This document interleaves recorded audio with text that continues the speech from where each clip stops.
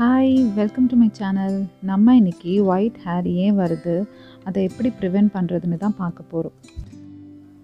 White hair நம்ம ஏஜிங்கோட ஒரு sign தான். ஆனால் இது சில பேருக்கு டீனேஜ்லேயே கூட வருது. அதை பிளாக்காக மாற்றுறதுக்கு சில வழி இருக்குது. ஆனால் அது எதனால் வந்திருக்குன்ற காரணத்தை பொறுத்து தான் நம்ம அதை மாற்ற முடியுமா முடியாதான்றதை சொல்ல முடியும். ஒயிட் ஹேர் எதனால் வருதுன்றதை பார்க்கலாம்.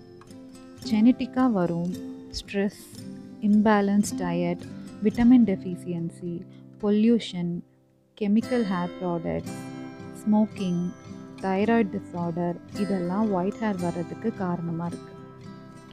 ஜெனட்டிக்காக வர்றதை நம்மளால் ஒன்றும் பண்ண முடியாது. ஏன்னா நம்ம பேரண்ட்ஸ், நம்மளோட கிராண்ட் பேரண்ட்ஸ் அவங்களுக்கெல்லாம் இது மாதிரி சீக்கிரமே ஒயிட் ஹேர் வர ப்ராப்ளம் இருந்திருக்கும். இதுக்கு ஹேர் கலரிங் தான் ஒரே சொல்யூஷன். ஸ்ட்ரெஸ் நமக்கு நிறைய ப்ராப்ளம்ஸை கொண்டு வருது. Anxiety, high blood pressure, sleeping issues, skin disorders, இந்த மாதிரி சொல்லிகிட்டே போகலாம். இதனால் கூட சீக்கிரமே ஹேர் ஒயிட் ஆகலாம். ஸோ ஸ்ட்ரெஸ்ஸை கம்மி பண்ணால் ஒயிட் ஹேர்ஸ் தானாக கம்மியாகிடும். இம்பேலன்ஸ்டு டயட் கூட ஒயிட் ஹேர் அதிகமாக காரணமாக இருக்குது. ப்ராசஸ்டு ஃபுட்ஸ், கோல்ட் ட்ரிங்க்ஸ், நிறைய சால்ட் அண்ட் சுகர்லாம் எடுத்துக்கிட்டோம் அப்படின்னா ஒயிட் ஹேர் அதிகமாக வரும். Chemical hair products like shampoos, conditioners இதெல்லாம் ஒயிட் ஹேர் வர காரணமாக இருக்குது. முடிஞ்ச அளவுக்கு மைல்டான ஷாம்பூஸ், கண்டிஷ்னர்ஸ் யூஸ் பண்ணுங்கள். ஹேர் டைஸில் ஹைட்ரஜன் பெராக்சைடு, ப்ளீச்சிங் ஏஜென்ட்ஸ்லாம் இருக்கும். இதெல்லாம் ரொம்ப நாளாக நீங்கள் யூஸ் பண்ணிட்டு வந்தீங்க அப்படின்னா ஹேரை ஒயிட் ஆக்கிடும். நான் யூஸ் பண்ணுற எனக்கு செட்டான ஷாம்பூ அண்ட் கண்டிஷ்னரோட நேம் நான் டெஸ்கிரிப்ஷனில் கொடுக்குறேன். அதை யூஸ் பண்ணி பார்த்துட்டு எப்படி இருந்துச்சுன்னு சொல்லுங்கள். என்னோடய கிளைண்ட்ஸ்க்கு கூட நான் இதான் ரெஃபர் பண்ணியிருக்கேன். அவங்களும் இது நல்ல ரிசல்ட்ஸ் கொடுத்துருக்குன்னு சொல்லியிருக்காங்க.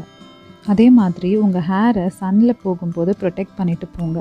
சன்னில் இருந்து வர ஹார்ம்ஃபுல்லான யூவி ரேஸ் க்ரே ஹேர் வர காரணமாக இருக்குது. ஸோ வெளியே போகும்போது ஹேட் இல்லைனா ஸ்கார்ஃப்ஸ் இது மாதிரி யூஸ் பண்ணுங்கள். நிறைய பேர் இதை சொல்லி கேள்விப்பட்டிருப்பீங்க. ஒயிட் ஹேரை ப்ளக் பண்ணால் நிறைய ஒயிட் ஹேர்ஸ் வரும்னு சொல்லுவாங்க. ஆனால் அதெல்லாம் போய் ஒரு ஹேர் ஸ்டாண்ட்ஸ்லேருந்து ஒரு ஹேர் தான் வளர முடியும். அதுக்காக ஒயிட் ஹேரை ப்ளக் பண்ணிடாதீங்க. அதை அடிக்கடி ப்ளக் பண்ணிட்டு இருந்தோம்னா ஹேர் ஃபாலிக்கல்ஸ் வீக் ஆகி அந்த இடத்துல ஹேரே வளராமல் போயிடும். ஸோ இதெல்லாம் அவாய்ட் பண்ணிக்கோங்க. என்னோடய நெக்ஸ்ட் வீடியோவில் ஒயிட் ஹேர்க்கான ஹோம் ரெமெடி எப்படி பண்ணுறதுன்னு பார்க்கலாம். தேங்க்ஸ் ஃபார் வாட்சிங். இந்த வீடியோ உங்களுக்கு பிடிச்சிருந்தா லைக், ஷேர் அண்ட் சப்ஸ்கிரைப் பண்ணுங்கள்.